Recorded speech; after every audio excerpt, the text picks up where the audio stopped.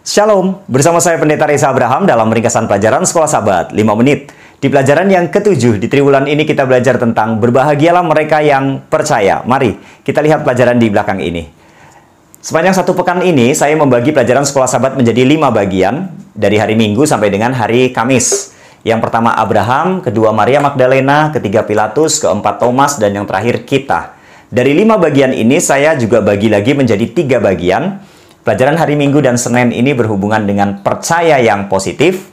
Pelajaran hari Selasa dan hari Rabu berhubungan dengan percaya yang negatif.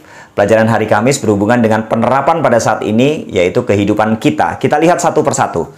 Di pelajaran hari Minggu, Abraham. Dalam Yohanes 8 ayat 56, Yesus menyinggung tentang Abraham kepada orang-orang Yahudi atau orang banyak pada waktu itu.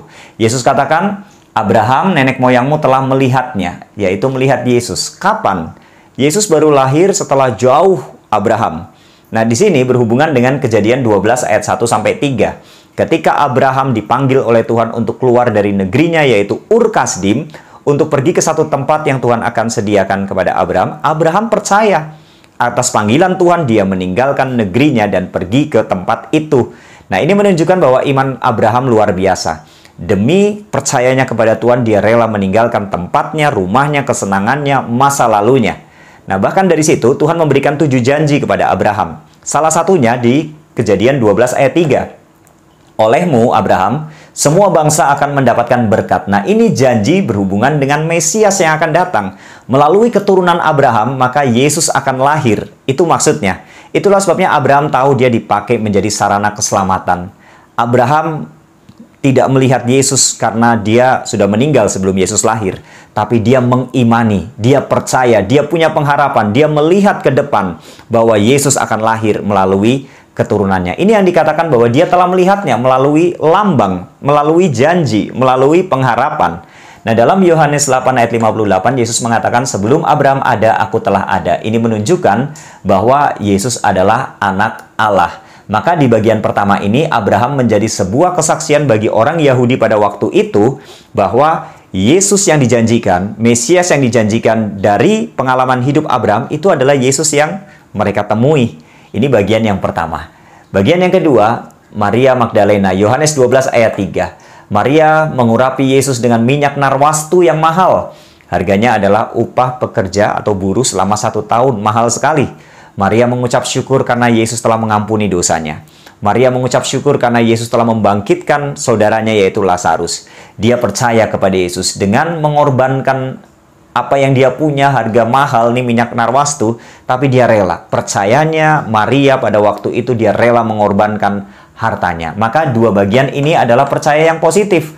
Yang satu rela meninggalkan masa lalunya, kesenangannya, tempat tinggalnya. Yang satu rela berkorban untuk hartanya demi percaya kepada Yesus. Kemudian yang ketiga, Pilatus. Yohanes 18 ayat 38 dan 39, Pilatus tahu tidak ada kesalahan dari Yesus. Bahkan Pilatus mengakui Yesus adalah raja orang Yahudi. Melalui perkataan Yesus, itu kebenaran, dia percaya. Bahkan Yohanes 19 ayat 4-6, Pilatus 3 kali mengatakan tidak ada kesalahan. 3 kali.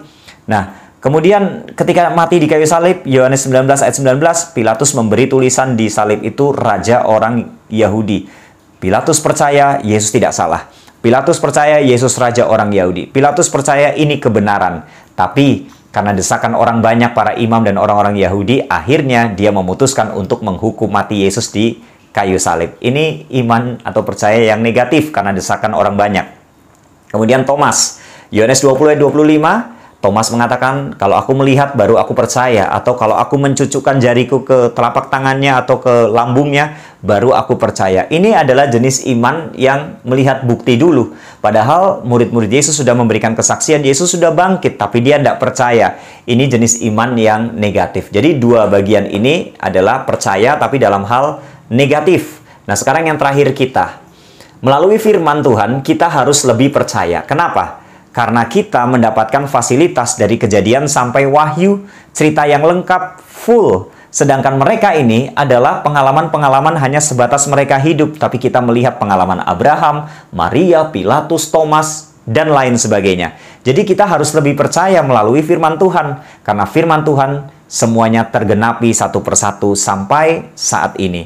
Artinya melalui firman Tuhan kita percaya bahwa Yesus adalah Mesias anak Allah dan kita harus menyaksikan itu dalam kehidupan kita. Itulah sebabnya tujuan dari Injil Yohanes ini adalah siapa yang membaca Injil Yohanes dia akan percaya dan memperoleh kehidupan. Kita diajak untuk selalu percaya kepada Tuhan Yesus di dalam kehidupan ini untuk memperoleh kehidupan yang kekal. Inilah ringkasan pelajaran Sekolah Sahabat sepanjang satu pekan ini. Tuhan memberkati.